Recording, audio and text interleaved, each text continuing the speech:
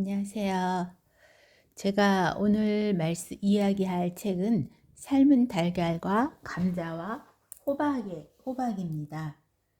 음, 이 책은 출판사는 1인 출판사인 옥돌 프레스고요. 안소민 그림책입니다. 삶은 달걀과 감자와 호박은 제목처럼 중의적 의미가 있어요. 두 가지를 삶은 달걀과 삶은 보일드 삶았다는 뜻도 있고 라이프 삶이라는 뜻도 있는 그런 중의적인 제목입니다.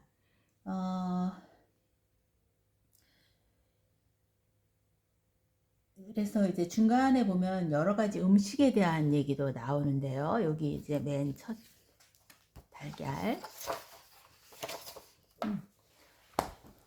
삶은 달걀 겉모습만 보곤 알 수 없어 이렇게 되어 있고요.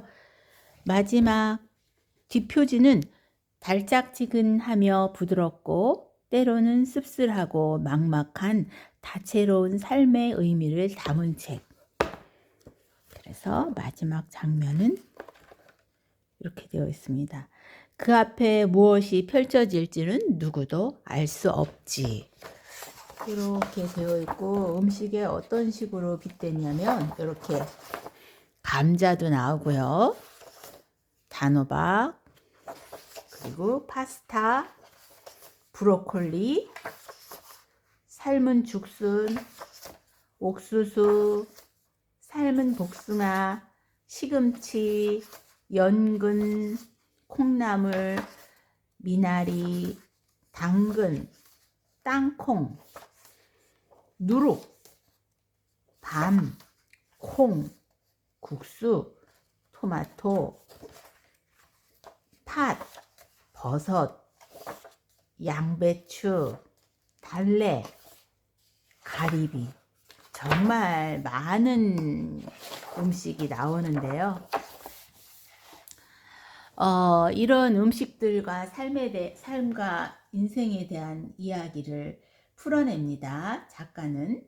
즉, 삶이 그만큼 많은 음식이 나왔듯이 삶의 미묘한 의미를 풀어내는 거죠. 우리 일상에서 흔히 접하는 음식이 물에 삶아지듯이 우리의 인생도 달콤하기도 하고 씁쓸하기도 하고 부드럽기도 하고 막막하기도 한 여러 감정과 경험을 겪으면서 다듬어지고 익어간다, 이런 이야기를 하는 것 같아요.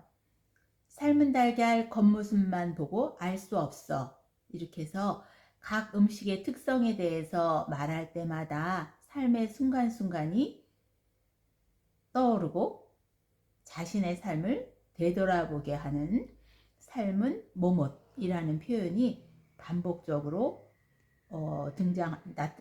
등장하면서 우리의 삶의 여정을 각자 찬찬히 느끼고 생각하고 또 좌절하거나 쓰러지지 않고 자신의 삶을 더 사랑하고 단단해질 수 있는 위로와 격려의 메시지를 전하는 친구 같은 그림책이라고 느꼈습니다.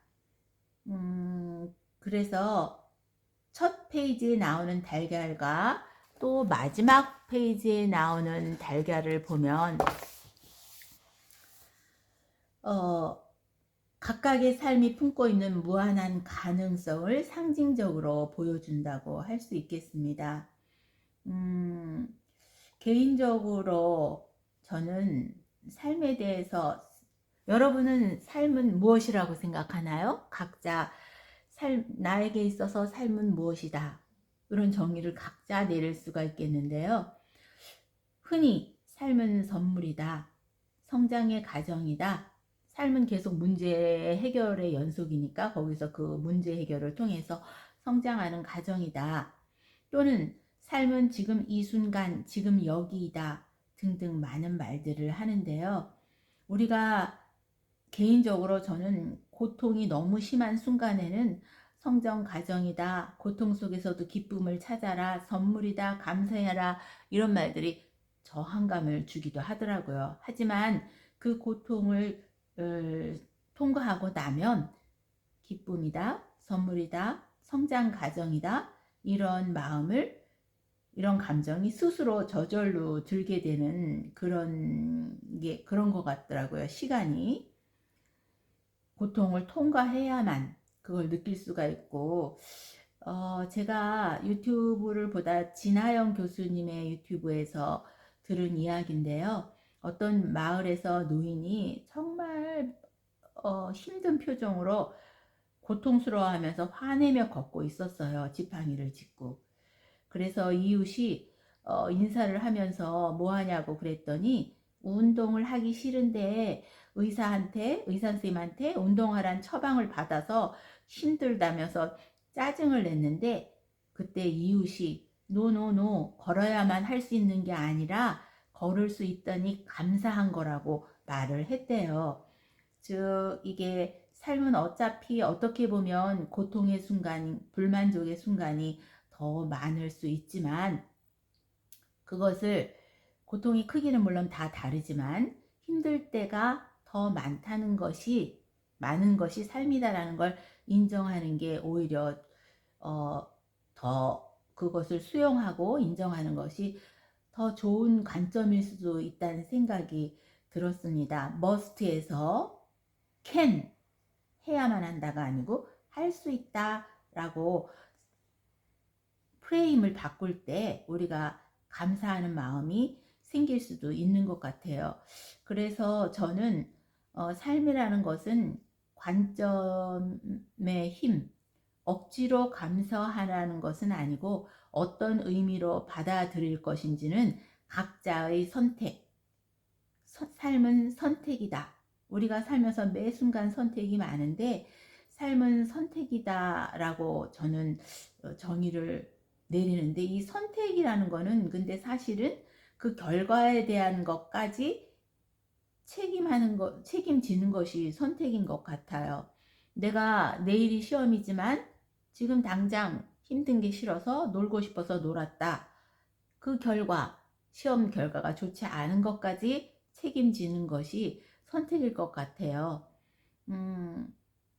그래서 어떤 사람의 삶이 어떤 색깔이냐는 것은 자기에게 주어진 것을 수용하면서 그 안에서 내가 할 수 있는 가능한 것을 선택하는 것, 그것이 그 사람의 삶의 색깔을 결정할 것 같습니다.